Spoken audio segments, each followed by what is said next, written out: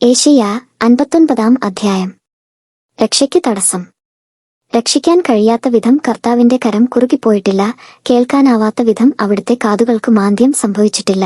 നിന്റെ അകൃത്യങ്ങൾ നിന്നെയും ദൈവത്തെയും തമ്മിൽ അകറ്റിയിരിക്കുന്നു, നിന്റെ പാപങ്ങൾ അവിടുത്തെ മുഖം നിന്നിൽ നിന്നു മറച്ചിരിക്കുന്നു.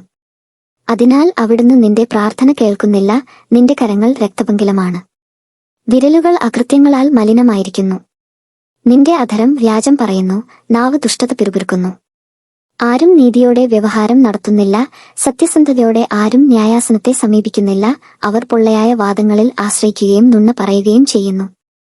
അവർ തിന്മയെ ഗർഭം ധരിച്ച് അനീതിയെ പ്രസവിക്കുന്നു. അവർ അണലിമുട്ടയിൻ മേൽ അടയിരിക്കുകയും ചിലന്തിവല നെയ്യുകയും ചെയ്യുന്നു. അവയുടെ മുട്ട തിന്നുന്നവർ മരിക്കും. മുട്ട പൊട്ടിച്ചാൽ അണലി പുറത്തുവരും. അവർ നെയ്തത് വസ്ത്രത്തിന് കൊള്ളുകയില്ല, അവരുണ്ടാക്കിയതു മനുഷ്യർക്ക് പുതയ്ക്കാനാവില്ല. അവർ പ്രവർത്തിക്കുന്നത് അകൃത്യമാണ്, അവരുടെ കരങ്ങൾ അക്രമം പ്രവർത്തിക്കുന്നു. അവരുടെ പാദങ്ങൾ തിന്മയിലേക്ക് കുതിക്കുന്നു. നിരപരാധരുടെ രക്തം ചൊരിയുന്നതിന് അവർ വെമ്പൽ കൊള്ളുന്നു. അവർ അകൃത്യം നനയ്ക്കുന്നു. ശൂന്യതയും നാശവുമാണ് അവരുടെ പെരുവഴികളിൽ. സമാധാനത്തിന്റെ മാർഗം അവർക്ക് അജ്ഞാതമാണ്. അവരുടെ വഴികളിൽ നീതി അശേഷമില്ല, അവർ തങ്ങളുടെ മാർഗങ്ങൾ വക്രമാക്കി. അതിൽ ചരിക്കുന്നവർക്കു സമാധാനം ലഭിക്കുകയില്ല. നീതി ഞങ്ങളിൽ നിന്നു വിദൂരത്താണ്.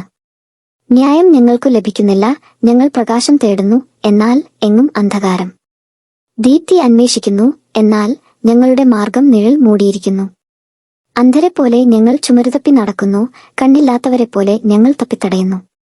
അരണ്ട വെളിച്ചത്തിലെന്ന പോലെ മധ്യാഹ്നത്തിൽ ഞങ്ങൾക്ക് കാലിടറുന്നു. ഊർജ്ജസ്വലരുടെ ഇടയിൽ ഞങ്ങൾ മൃതപ്രായരാണ്. ഞങ്ങൾ കരടികളെപ്പോലെ മുരളുകയും പ്രാവുകളെപ്പോലെ കുറുകിക്കൊണ്ടിരിക്കുകയും ചെയ്യുന്നു. ഞങ്ങൾ നീതിക്കു വേണ്ടി കാത്തിരിക്കുന്നു, എന്നാൽ ലഭിക്കുന്നില്ല. രക്ഷ പ്രതീക്ഷിച്ചിരിക്കുന്നു, അത് വിദൂരത്താണ്. ഞങ്ങളുടെ അതിക്രമങ്ങൾ അങ്ങയുടെ മുൻപിൽ വർദ്ധിച്ചിരിക്കുന്നു, ഞങ്ങളുടെ പാപങ്ങൾ ഞങ്ങൾക്കെതിരെ സാക്ഷ്യം നൽകുന്നു. ഞങ്ങളുടെ അതിക്രമങ്ങൾ ഞങ്ങളോടൊപ്പമുണ്ട്, ഞങ്ങളുടെ അകൃത്യങ്ങൾ ഞങ്ങൾ അറിയുന്നു. ഞങ്ങൾ തിന്മ പ്രവർത്തിക്കുന്നു, കർത്താവിനെ നിഷേധിക്കുന്നു, ദൈവത്തിൽ നിന്നു പിന്തിരിയുന്നു, മർദ്ദനവും കലഹവും പ്രസംഗിക്കുകയും വഞ്ചന നിരൂപിക്കുകയും പറയുകയും ചെയ്യുന്നു. നീതി പുറന്തള്ളപ്പെട്ടിരിക്കുന്നു, ന്യായം വിദൂരത്തു നിൽക്കുന്നു, സത്യം പൊതുസ്ഥലങ്ങളിൽ വീണടിയുന്നു. സത്യസന്ധയ്ക്ക് അവിടെ പ്രവേശനമില്ല, സത്യം ഇല്ലാതായിരിക്കുന്നു. തിന്മയെ വിട്ടകലുന്നവൻ വേട്ടയാടപ്പെടുന്നു, അവിടെ നീതിയില്ലെന്നു കർത്താവ് കണ്ടു. അത് അവിടുത്തെ അസന്തുഷ്ടനാക്കി. അവിടെ ആരുമില്ലെന്ന് അവിടുന്ന് കണ്ടു, ഇടപെടാൻ ആരുമില്ലാത്തതിനാൽ അവിടുന്ന് ആശ്ചര്യപ്പെട്ടു. സ്വന്തം കരം തന്നെ അവിടുത്തേക്ക് വിജയം നൽകി. സ്വന്തം നീതിയിൽ അവിടുന്ന് ആശ്രയിച്ചു. അവിടുന്ന് നീതിയെ ഉരസ്ത്രാണമാക്കി, രക്ഷയുടെ പടത്തൊപ്പി ശിരസിൽ വച്ചു. അവിടുന്ന് പ്രതികാരത്തിന്റെ വസ്ത്രം ധരിച്ചു, ക്രോധമാകുന്ന മേലങ്കി അണിഞ്ഞു. പ്രവൃത്തികൾക്കനുസൃതമായി കർത്താവ് അവർക്ക് പ്രതിഫലം നൽകും. എതിരാളികൾക്ക് ക്രോധവും ശത്രുക്കൾക്ക് പ്രതികാരവും ലഭിക്കും. തീരദേശങ്ങളോട് അവിടുന്ന് പ്രതികാരം ചെയ്യും. പടിഞ്ഞാറുള്ളവർ കർത്താവിന്റെ നാമത്തെയും കിഴക്ക് നിന്നുള്ളവർ അവിടുത്തെ മഹത്വത്തെയും ഭയപ്പെടും.